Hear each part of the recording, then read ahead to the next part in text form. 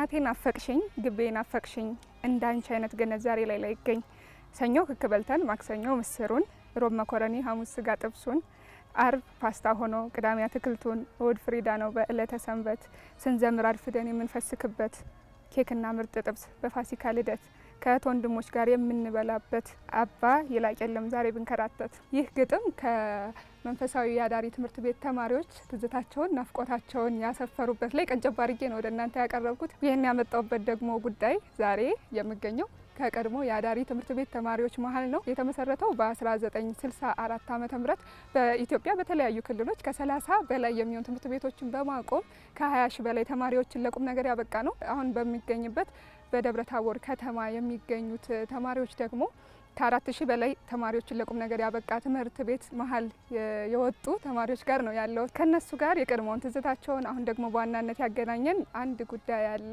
እሱንም እናነሳለን። ወደፊትስ ምን አሰቡ የሚለውንና ሌሎች ተያያዥ ጉዳዮችን እያነሳን ነው ቆይታ የምናደርገው። ቆይታችን እንደምትወዱት ምንም ጥርጥር የለኝም። በተለይ ደግሞ ከነሱ ጋር የተማራችሁ ተማሪዎች ካላችሁ ትዝታቸው እንደምንነካ እምነቴ ነው። አብረን እንቆይ። ቀድሞ መንፈሳዊ የአዳሪ ትምህርት ቤት ተማሪዎች ስለተገናኘን ደስ ብሎኛል። በ60ዎቹ በ90ዎቹ በ80 ከተለያየ ዓመተ ምህረት የተሰባሰበ ሰው ነው ያለውና መጀመር የምፈልገው ግን በ1964 ከነበሩት ነው። በ1964 በ81 ተማሪዎች ሲመሰረት ትምህርት ቤቱ እንዴት ተመሰረተ? ማን ነበር ሀሳቡን ያመጣው? ያን የነበረው ድባብ ምን ይመስል ነበር የሚለውን ጋሼ ይነግሩኛል። አንድ ጀርመናዊ ፕሮፌሰር በኢትዮጵያ ውስጥ ታላላቅ ገዳማትንና አድባራትን ከጎበኙ በኋላ በዚህ በደብረ ታቦር ዙሪያ ብዙ የመንፈሳዊ ተማሪዎችን በብዛት ስላገኙ ከዚህ ሀገር ላይ መንፈሳዊ ትምህርት ቤትን እና ዘመናዊ ትምህርት ቤትን አጣምሮ ቤተ ክርስቲያኗን የበለጠ ለማገልገል የከተማው አዛውንቶችን ሰብስበው ቦታ ሲጠየቁ ብላታ አግማሴ መኮንን እንኳን ከቦታው ላይ ከልቤ ላይ ይሰራ ደብረ ታቦር እንደዚህ ያለ እድል ከመጣ ብለው በጊዜው ተፈቀደ። በመጀመሪያ ጊዜ ወደ 3000 ተማሪዎች ተመዝግበው ዘመናዊ ትምህርት፣ የቅኔ ትምህርት፣ ልዩ ልዩ ሙያዎችን ከተፈተኑ በኋላ ይበልጥ የቤተ ክርስቲያን ትምህርት ብልጫ ያላቸውን ተማሪዎች ተመልምለው 81 ተማሪዎች ከተመለመሉት ውስጥ አንዱ እኔ ነበርኩ። እስቲ የመጀመሪያውን ድባብ ይንገሩኝ። ስትቀላቀሉ ስትገቡ የነበረውን በዛን ጊዜ የነበር ነው። እንግዲህ በጣም በተለያየ ከቆሎ ትምህርት ቤት ነው የመጣን። ኮፈድ አንጠልጥለን የመጣን ምንም ለሰውነታችን ልብስም ውበትም ምንም ነገር የለው። ከችግር ከገጠር ከተማ ነው የመጣን። ከጎጃም የመጣለ፣ ከጎንደር የመጣለ፣ ከተለያየ ቦታ ከወረዳ ከአውራጃ የተሰባሰብነው ተማሪዎችንን ከብዙ ሺህ ተማሪ 81 ተማሪዎች ብቻ ነው ያለፍነ። ወደ የካቲት ሲደርስ ደግሞ ግን ተጨማሪ ወደ 230 ተማሪዎች ደርሰናል። የዛን ጊዜ ትምህርቱ ይሰጠን ነበር በሁለት ዘመናዊ መምህርና በሁለት ደግሞ የቤተ ክህነት ተማሪዎች፣ የድጋፍ ሰጭ ሰራተኞች፣ አንድ ዘበኛና አንድ ጸሐፊ፣ አንድ ዋና የቢሮ ኃላፊ የነበሩበት ጊዜ ነበር። የዛን ጊዜ ገና በ1964 ዓመተ ምህረት ማለት ነው። ከዚያ በኋላ ቤት ተሰርቶ ወደ መሎ ስንሄድ እየተሻሻለ ዘመናዊ መምህራንም እየበዙ የቤተ ክርስቲያንም ትምህርት በቃ ብዙ በርከት ያሉ መምህራኖች ነበሩ። ትምህርት ቤቱ 3 ጊዜ ስያሜውን ቀይሯል። ሲቀይር ደግሞ ምክንያት አልነበረው። አሰራሩም ዓላማውም ተቀይሮ ነበርና ስያሜዎቹን እንዴት ነው የቀየራቸው? ምክንያቱ ምንድን ነበረ? ቀየረበት ምክንያት ምንድን ነው? በ76 ወይም 77 ላይ ድርቅ ነበረ። ወሎ ላይ በጣም ከፍተኛ ረሃብ ነበርና ህፃናት በሰፊው የተቸገሩበት እንዲያውም አስታውሳለሁ በ2014 50ኛውን ዓመት ስናከብር እነ መዝሙሬና እና አቤ ጓደኞቻቸው ይመስለኛል ከሰቆጣ እዚህ ወድቀው ተገኝተው የተማሩ ልጆች አሉ እዛ ተነስተው ማለት ነው። ስለዚህ ሙስሊሞችም ነበሩ የነሱ ጓደኞች እና መንፈሳዊ የኦርቶዶክስ ብቻ ሳይሆን ሙስሊሞችንም በዛ ውስጥ ማካተት ስለተፈለገ መንፈሳዊ አዳሪ ትምህርት ቤት የሚለው ተቀይሮ ህፃናት ማሳደጊያ ትምህርት ቤት ወደሚል ተቀየረ ማለት ነው። መንፈሳዊ አዳሪ ትምህርት ቤት ቀድሞ ነው የነበረው። እዛ ህፃናት ማሳደጊያ ትምህርት ቤት በሚለው ነው የገባሁት። በኑሮ ላይ ችግር ያለባቸው ሰዎች እንዲመለመሉ ተደርጎ ከዚያ መካከል እኔ በ1975 አቶ ወርቁ ሽፈራው በነበሩበት ታይም ነው እንግዲህ የገባሁት። ከዚያ በኋላ ገብተን ግን እኛ መንፈሳዊ ትምህርት ሳይሆን የመጽሐፍ ቅዱስ ትምህርት እንማራለን እዛው። እንደነ ጋሽ ፍሳ እንደገለጸው ግን የቅዳሴ ራሱን ችሎ እና እንትን ያለው ትምህርት አልነበረ። እስከ መምህራን ስልጠና እስከምገባ ድረስ ህፃናት ማሳደጊያ ብር እየቆረጠልኝ ማለት ነው ተምሬ አሁን እስከ ማስተር ድረስ ደርሻለሁ። ትምህርት ቤቱ ያደረገልኝ ውለታ ቀላል አይደለም ነው።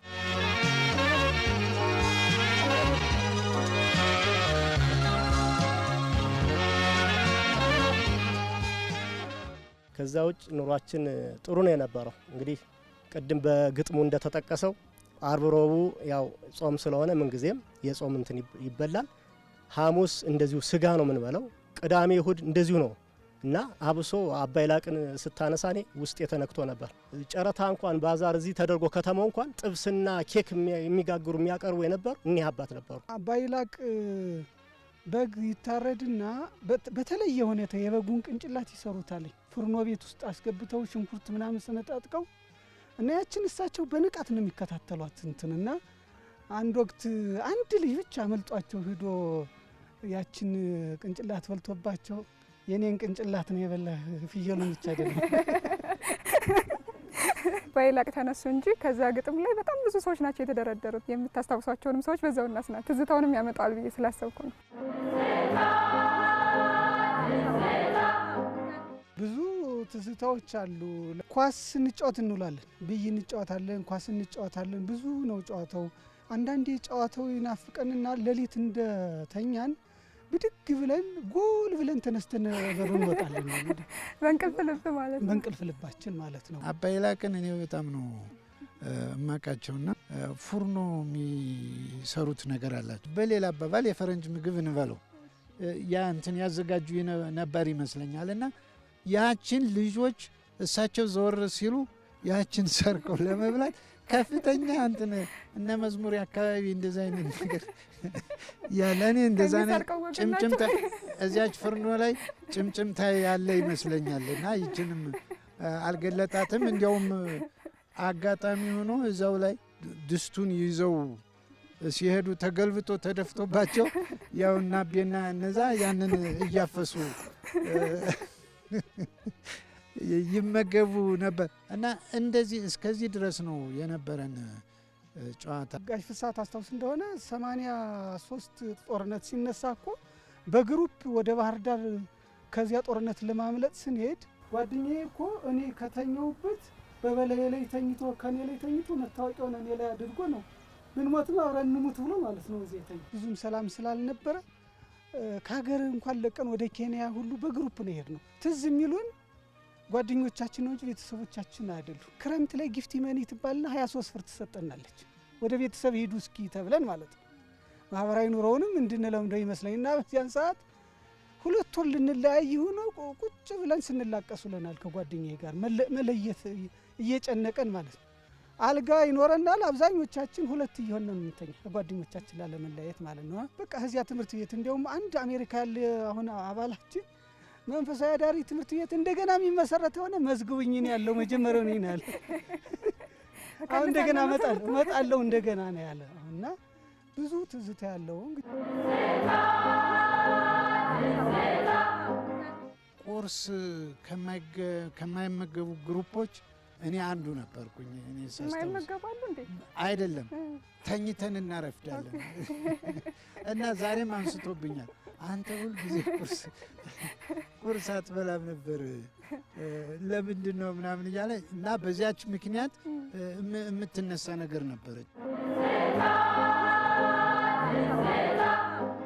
ግንኙነታችን ምናልባት አብረን መመገባችን፣ አብረን ትምህርት ቤት መሄዳችን፣ አብረን ማጥናታችን እስከ አንዳንዶቻችን እኮ እስከ ዩኒቨርሲቲ ድረስ የዘለቀ ነው ጀምሮ እስከ ዩኒቨርሲቲ ለ14 ዓመት ለምናምን አብሮ እየዘለቀ ነው እና በጣም የተጣበቀ ቁርኝነት ነው ያለን።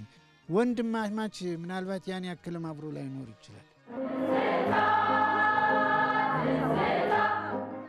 ዛሬ ስንገናኝ ከተማ ስንሄድ፣ አዲስ አበባ ስንሄድ፣ ባህር ዳር ስንሄድ ቤተሰብ እያለን ወንድም እያለን ሌላ ዘመድ እያለን እነሱ ሄደን ነው የምናድረው በእንግድነት ለጨዋታው ስንል ማለት ነው። አሁንም ቢሆን አሁን ጎንደር አንድ ዛብሮኛ አደጋለ ስሄድ ከዚያ ነው እማድረውም ከሱ ጋር ነው ከአንድ አልጋ ማለት ነው። ባለቤቱ ትለቃለች። ሌላው እንዲነሳ የምፈልገው ነገር 10ና 12ኛ ክፍል ላይ ትምህርታቸውን አልፈው ወደ ዩኒቨርሲቲና ወደ ቀጣይ ክፍል መሄድ ያልቻሉ ልጆችን የሙያ ትምህርት እዛው ይሰጥ ነበረ። እሱ ቢነሳ ደስ ይለኛል። አሁን ያን የቮኬሽናል ትሬኒንግ የሚባል በእኛም ጊዜ አናጺ ቤት ነበር፣ ቆዳ ቤት ነበር።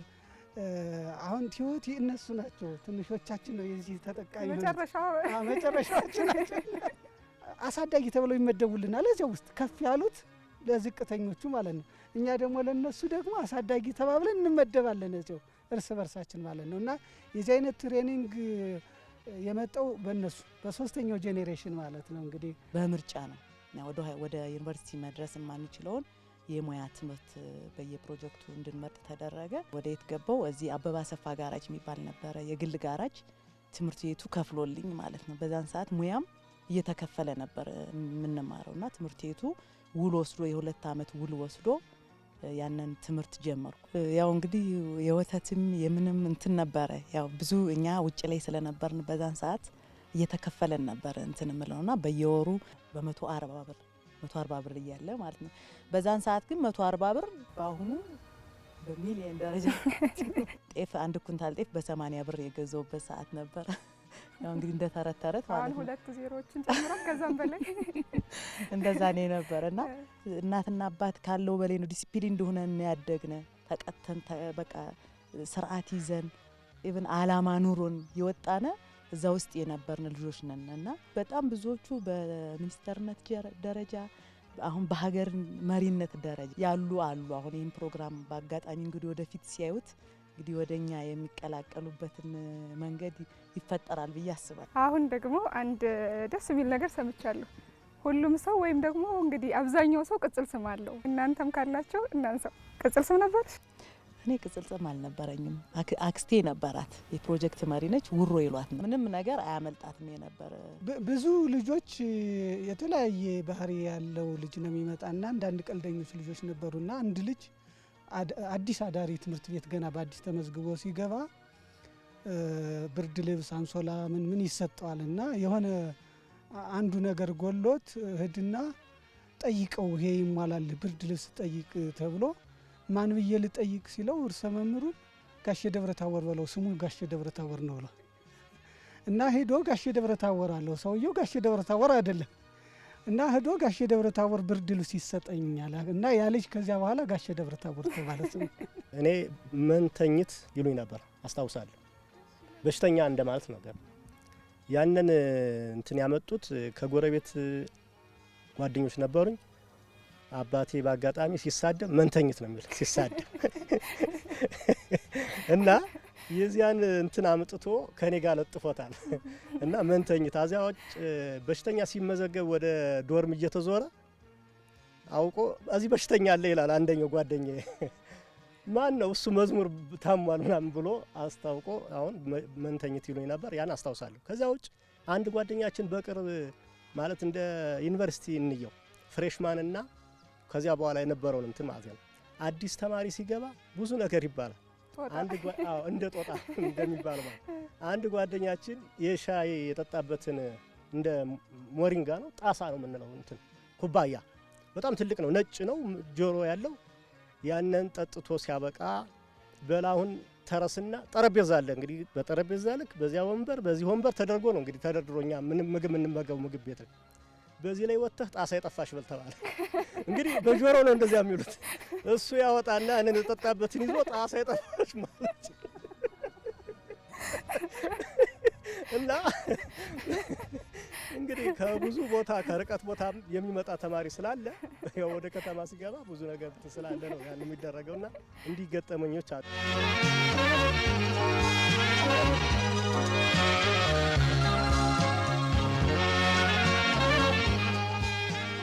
ዛሬ በዋናነት ያገናኘን በብዙ ዓመት ልዩነት ትዝታውም ናፍቆቱም ማገናኘቷችሁ አንድ በጎ ስራ እየሰራችሁ ነውና በመጀመሪያ እንዴት ነው የተሰባሰባችሁት? ምንድነው እየሰራችሁ ያላችሁት? በ1986 ዓመተ ምህረት መንፈሳዊ ትምህርት ቤቱ ላይ ግቢው ላይ ተሰበሰብን እና ምን ማድረግ አለብን ብለን የድሮ ትዝታዎችን ልክ እንደዚህ ደስ ስላላቸው ለምን እኛስ አናግዝም የሚል ሀሳብ መጣ።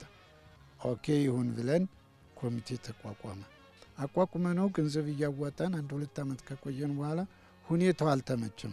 አደረጃጀት የምን አደረጃጀት ነው የሚል ነገር ጫና ሲመጣ እንደገና ያቆም መልሰን ለእያንዳንዱ 2 ዓመት የሰበሰብነውን ገንዘብ መለስና ይሄ ቆየና እንደገና ከ10 ዓመት በኋላ 94 ዓመተ ምህረት ይመስለኛል ሰፊ እንቅስቃሴ ፈቃድ ሁሉ ለማውጣት ሞክረው ሰፊ እንቅስቃሴ ያደረጉ ግን ኦፕሬሽናል መሆን አልቻሉም። ወደ ተግባር መግባት አልቻሉም። እንደገና 50ኛ ዓመቱን ስናወጣ በእቅድ ነው የጀመርነው። ያ የ2014 50ኛ ዓመቱ ዝም ብሎ ሳይሆን ኮሚቴ ተቋቁሞ ጥሪ ተደርጎ አሁን ኮሚኒኬሽኑም ተስፋፋ። ጥሪ ለማድረግ የቴሌግራም ምን ስልክ እንዲህ አይነት መጣልንና ከውጭ ያሉት በየክፍለ ሀገሩ ያሉት ማግኘት ተቻለ። ያን ማግኘት ስንችል ተሰበሰብና ሰፊ ዝግጅት አደረግን፣ ጨፈርን፣ ተጫወት። ኦኬ የምንገናኘው ለምግብ ብቻ ነው ወይ? ለምን ቋሚ የሆነ ነገር አንሰራም? እና መምረጥ አለብን ተባለና ስርዓት ባለው መንገድ ባደገ መንገድ ተመረጠ። ስራ ድርሻ ተከፋፈለ እና የሀሳብ አቅሙ አጎለበተን ማለት ነው።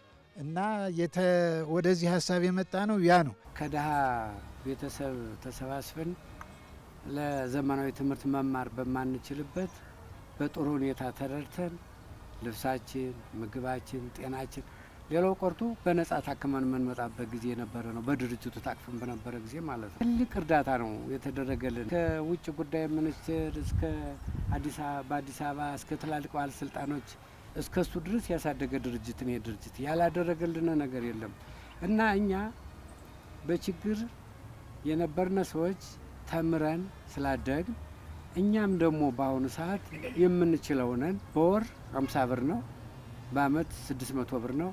ስለዚህ በዚህ የሚችሉትን ሰዎች አሰባስበን ያው 3ኛ አመቱን ሞልተን ወደ 4ኛ አመት በቀደም ያው አልፏል። አቅማችን የፈቀደውን ነገር ለልጆች እናግዛለን።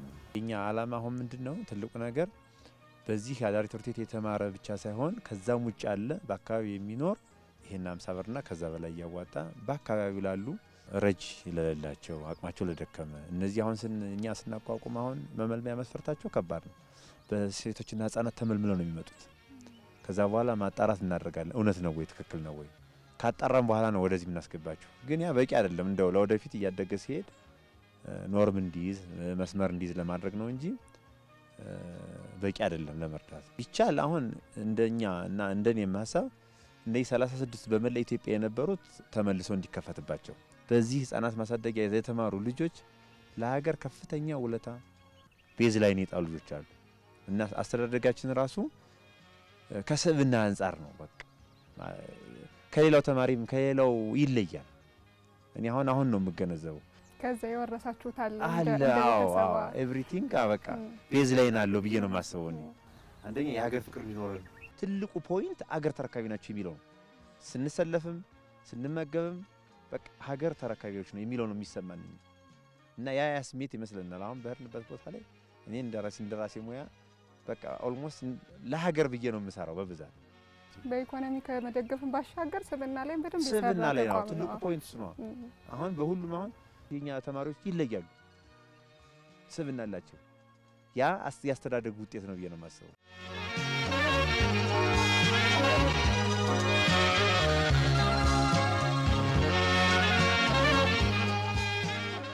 ቀደም ሲል ተማሪዎችን እየረዱ እንደሆነ አሳውቀውናል። እኛም ተማሪዎችን ቀደም ብለን አነግረናል። እነሱ እንመልከትና ተመልሰን ደግሞ ጨዋታችንን እንቀጥላለን።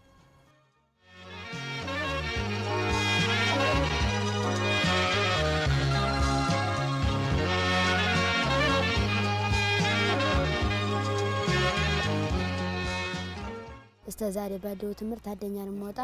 አሁን ደግሞ ውጤት ስላልተነገረ ነው አንደኛ እንደምወጣ እርግጠኛ ነኝ። ጎበዝ ተማሪ ነኝ። አሁን ደግሞ 4ኛ ክፍል የነበረኝ አብሬጅ ወይም ደግሞ አማካኝ ውጤት 95 ነበር፣ ግን አሁን ደግሞ 97 አድርጌ አስተካክላለሁ። ከነሱ ብዙ ድጋፍ አገኛለሁ። ምክንያቱም ከነሱ ከገባው ጀምሮ ደፍተር፣ እስክሪብቶ፣ ዩኒፎርም እና ፍራሽ ደግሞ በየወሩ ደግሞ 700 ብር ይቆርጡልናል ማለት ነው። ማህበሩ ከድጋፉን በተጨማሪ ጎበዝ ተማሪዎች እንድንበረታታ ያደርጋል። እንዲሁም ደግሞ ገና ላይ እንደዚህ የሚያምር ቀሚስ አሰፍቶልናል። ከዚህም በተጨማሪ የእነሱ ምርቃትና ክብረት ራሱ የበለጠ ያበረታታል። አነጋሽ አሁን እነሱም ራሳቸውን በመከራና በችግር አሳልፈው ሰዎችን እንርዳ ብለው ስለተነሱ እኔም ደግሞ አድጄ ደግሞ ሰዎችን ለመርዳት ነው አሳብ። ይሄ ማህበር በጣም ጥሩ ነው። ለምሳሌ ጭራሽ ይከብዳል። የማታውቀውን ሰው መርዳት ይከብዳል። ድግስ እንኳን የምታውቀውን ነው እንጂ የማታውቀውን የወደቀውን ሰው አጠራም። ስለዚህ በዚህ በተጨማሪ በጣም እናመሰግናለን። ከነሱ ተቆራጭ ላይ ነው ከኛ የሚሰጡት። ስለዚህ እኛ ደግሞ ካደግን በኋላ የሚረዳ ህዝብ እንዳይኖር ተክተን እንሰራለን። ሁላችን ማጠቃላይ ያለ ነው። አሁን ላይ ራሴው 2 ታለንት አለ። አንድ ግጥምና ትወና እችላለሁ እና ደግሞ ሳድግ ደግሞ መሆን ፈልገው ሳይንቲስት ነው። አሁን በሀገራችን ብዙ እንትን እየተሰጠ ያለው የጤና እንትን ኤክስቴንሽን በጣም ትንሽ ነው። ለምሳሌ ቶንሲል ታመ ብትሄድ ሌላ ነገር ነው የሚሰጥ። ስለዚህ ያን ደግሞ ለማስቀረት ወይም ደግሞ ችግሩን ለመቅረፍ ለመቀነስ ሳይሆን ሙሉ ለሙሉ እንዳይሆን ለማድረግ በትምህርትም በዚሁ እየቀጠልኩኝ ዶክተር ለመሆን ነው።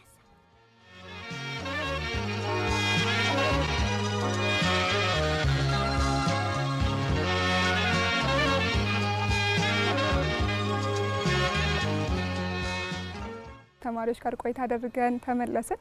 አሁን ደግሞ ጨዋታችንን እንቀጥላለን። ምን ያክል ተማሪዎችን ነው እየረዳችሁ ያላችሁት የሚለውን ብንሰማ ደስ ይለኛል። 2015-16 ነው የጀመርነው እና በቻሌንጅ ውስጥ ሆነንም ቢሆን ልጆቹን ማገዝ አለብን ብለን ነው የጀመርነው። ስንጀምር እንግዲህ አላማው ማህበሩ በትምህርታቸውና በስነ ምግባራቸው ውጤታማ የሆኑ ዜጎችን ማፍራት ነው። አሁን በልጆች ላይ ስራ መስራት አስበን የተነሳና በ2016 9 ተማሪዎችን እዚህ ደብረ ታቦር ላይ መለመልን። መመልመያ መስፈርት በጣም ጥብቅ የሆነ መመልመያ መስፈርት አውጥተን ማለት ነው። አሁን ላይ ስንት ደርሷል ካልሽኝ 274 አባሎች አሉን። የሚረዱት ተማሪዎች ደግሞ 57 ናቸው። 274 አባሎቻችን ውስጥ 14ቱ በዚህ በመንፈሳዊ አዳሪ ትምህርት ቤት ያደጉ አይደሉም።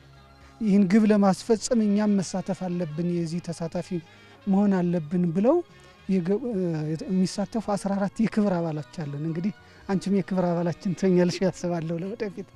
ባህር ዳር ዩኒቨርሲቲ የመጀመሪያውን ተማሪ ያስገብተናል። አሁን አምና አንደኛ ዓመቷን ጨርሳለች። 3.96 ያመጣች ልጅ ናት። ከፍተኛ ውጤት ነው እንትን ያለች። የልጆቹ አማካይ ውጤት እስካሁን ድረስ 89.01 ነው። የጠቅላላ የ57ቱ እንኳን አማካይ ውጤት ሲታይ ማለት ነው። በዓል ላይ በበዓል ድሮ ስለምናስታውስ ልደት ምናምን ሲባል ሰምተሻል አይቅድ ለዶሮ መግዣ ሁሉ ይሰጠናል። ለልጆ ዶሮ ገዝተው እንኳን በልተው ይደሩ ብሎ ይሰጠናል። ሌላ አሁን አንድ ልጅ እኔ እንደዚያ ብዬ አድጌ ፈንጥጄ አድጌ ምን ማድረግ ይባላል እና 5 ልጅ ይረዳለው ብሎ በየወሩ 3000 ብር እየላከልን ግን በህይወት ባልኖር እንኳን እኔ የ12 ዓመት የልጆቹን ክፍያ ብሎ ቀድሞ የላከልን አለ። እንደገና ባዳሪ ትምህርት ቤት እንደኛ በሜዳ ላይ እየፈነጠዙ ማየት አለብን የሚሉ በጣም ራያቸው ሰፋ ያለ ራይ ያላቸው ልጆች አሉ። ልጆቻችን ደስተኞች ናቸው። አሁን እንዳይሻቸው በዚህ በጣም ደስተኞች ናቸው። አንድ እናት አንድ አባት ብቻ አይደለም፣ ከ100 በላይ እናት አባት ያላቸው ልጆች ስለሆኑ በጣም ደስተኛ እኛን ሲያገኙ ነው ሩጠው ነው በጣም እንዲህ የሚጠመጠሙብን በጣም ደስተኞች ናቸው። ያገኛችሁትን ፍቅር ደግሞ እየሰጣችሁ ነው። በልዩ ሁኔታ ነው። እንደገና እንሸልማቸዋለን። እኛ አሁን ከሳምንት በኋላ ውጤታቸውን እናይና የተሻሉትን ከአጠቃላዮቹ 3ቱን እንሸልማለን። አባሎቻችን በሁለት የተከፈሉ ናቸው። አንደኛ መደበኛ አባል የሚባሉት ናቸው። መደበኛ አባል የሚባሉት በወር 50 ብር የሚያወጡ አባሎች ናቸው። በወር ኮንስታንት የሚያወጡት ነው። ግን ከ50 ብርም ከፍለው 100 ብር 1000 ብር የሚያወጡ አሉ። ሌሎች ደግሞ ከመደበኛ አባልነታቸው በተጨማሪ ልዩ ክፍያ የሚከፍሉ አሉ። ለምሳሌ አንድ ሰው ከ200 ሺህ ብር በላይ ያወጣል። በቅርብ ጊዜ እንኳን ከዱባይ አንድ ዶክተር ፍስሐ አስፋው የሚባል 108 ሺህ ብር ነው የላከልን። ዝም ብሎ እስኪ የበዓል ሰሞን ብሎ ለልጆቹ የሆነ ነገር እንዲሆን ብሎ ማለት። አንዱ ደግሞ እንዲሁ በልደት ሰሞን ከካናዳ ካልጋሪ አካባቢ 143 ሺህ ብር አዋጥቶ ለልጆቹ ልብስ አልብሰናቸዋል። እና እንዲህ በቀላሉ የሚቀር ሳይሆን አገራዊ ማድረግ ነው የምንፈልገው። አሁን ወንድሞቻችን የአስመራው፣ የመቀሌው፣ ከሳቴ ብርሃን፣ የሀረሩ፣ የአሰቡ ሁሉ ይናፍቁናል። አሁን እኛ ይመጣሉ ብለን እያስብን ነው። ይህን ሚዲያ የማየት እድል ካላቸው ወደዚህ እንዲመጡም ጥሪ ማስተላለፍ እንፈልጋለን። ክልል ነው ያወጣ ነው። በክልል ደረጃ በፍትህ የዚህ ሙያና ፍቃድ እንትን አለው በዛ ደረጃ ነውና ክልላዊ ነው። አባሎቹም ዳባት አሁን የምንረዳቸው ልጆች እኮ ዳባት ላይ ነው፣ ጎንደር ላይ ነው። እዚህ ደብረታቦር ከተማ ብቻ አይደለም። አዎ እንዲታወቅልን ማለት ነው። ገንዘብ አቅምም አለን። በነገራችን ላይ ሁኔታው አልፈቅድልም ብሎ ነው እንጂ በዚህ በ50 በ60 ብቻ የሚወሰን አይደለም። አላማችን በጣም ትልቅ ነው። አሁን ዳባት፣ ደብረታቦር፣ ወረታ፣ ባህር ዳር፣ ነፋስ መውጫ፣ ደብረታቦር ነው። ለምንድን ነው ቀስ እያል ኢንክሉዲንግ ነው እዛ አካባቢ በጎ ነገር እንዲሸጥ ነው እንጂ የምንፈልገው እኛ ባወጣነው ገንዘብ የነዚህ ሰዎች ችግር ይፈታል ብለን አይደለም። አርአያ መሆን ነው። ሲቸግረው የራሱ መፍትሄ እንዴት መውሰድ እንዳለበት ለማሳወቅ ነው። ራስ አገዝ ነው። እኛ ገንዘብ አውጥተን እንጂ ፕሮጀክት ነድፈን ከሌላ እርዳታ ጠይቀን ለማከፋፈል አይደለም። ከራሳችን ገንዘብ ነው ማውጣት የምንፈልገው። ልጆቹም የሚልኩት ውጭ ያሉት ራሳቸው ገንዘብ ነው የሚልኩልን እና የዚህ ድርጅት ብቻ ሳይሆን የሌሎችም ውጤት እንደሆነ እንዲያዝልን ፈልጌ ነው። እንደው የኔን ባመጣ እንኳን የገጠር ልጅ ነኝ። በጣም ሩቅ ነው። 12 ሰዓት በእግር በባዶ እግሬ ነው የመጣሁት። ከተማ መጥቼ 2 ዓመት ተምሬ ነው ወደ አዳሪ ቤት የገባውና እና ስመጣ ሰኔ ላይ ስለነበር በባዶ እግሬ ነው። እኔ ቆላ ስለሆነ ወንዝ ሲሞላ ድምፅ አለው መሙላትና ለመሙላት። ይሄ ግን ሜዳ ስለሆነ ወንዙ ድምፅ የለውም። አላቀውም። ስገባ ወሰደኝ እና አብሮኝ የመጣ አንድ ሰውዬ ነበረ። እሱ ወደዚያ ተፋው፣ እኔን ወደ ኋላ ተፋው። እንግዲህ አራዳ እንገናኝ ብሎኛል። የምታስቀውም ነገር እህቴ 5 ብር ሰጠችኝ እና የታጠቅኳት ሱሪ በደንበኛ ኪስ ስላልነበራት ያዝልኝ ብዬ ሰጠሁት። ያችን ብር ይዞ አራዳ ብሎ ይህ መጣ። አራዳ ሰው ነው፣ ቦታ ነው፣ አውሬ ነው። አላውቅም። እንደዚህ ነው አመጣጤ። ወደ ደብረታቦር መጀመሪያ በ68 ሰኔ ላይ ነው የመጣሁት። በእንደዚህ አይነት ቻለንጅ ነው የገባሁት እና የእኔን ብድር መመለስ ያስፈልጋል። አላቃቸውም። ከዚህ አንጻር ወደዚህ ስሜት ተገፋፋን ነው። ይህን ጊዜያችሁን ሰጣችሁ እኔ ጋር ቆይታ ስላደረጋችሁ ከልብ አመሰግናለሁ። አላማው ትልቅ ነው። ተሳክቶ ደግሞ ለማየት ያብቃል። ቆይታ ያደረግነው የቀድሞ የመንፈሳዊ አዳሪ ትምህርት ቤት ተማሪዎች ጋር ነው። በእርግጥ ከዛም በኋላ ስሙም አሰራሩም እየተሻሻለ የተለያየ ስም ቢይዝም በዋናነት ግን ከፍ ብሎ የሚታወቀው በዚህ ስም ስለሆነ በዚህ ስም እንቀጥል ብዬ ነው። ብዙ ነገሮችን አነሳን። ትዝታቸውን፣ ናፍቆታቸውን ደግሞ አሁን ያሰባሰባቸውን የበጎ ስራ ጉዳይንም አነሳን። እናንተም ቆይታችሁን ከኛ ጋር አድርጋችሁ ስለተከታተላችሁን ከልብ እናመሰግናለን። መልካም ጊዜ ይሁንላችሁ።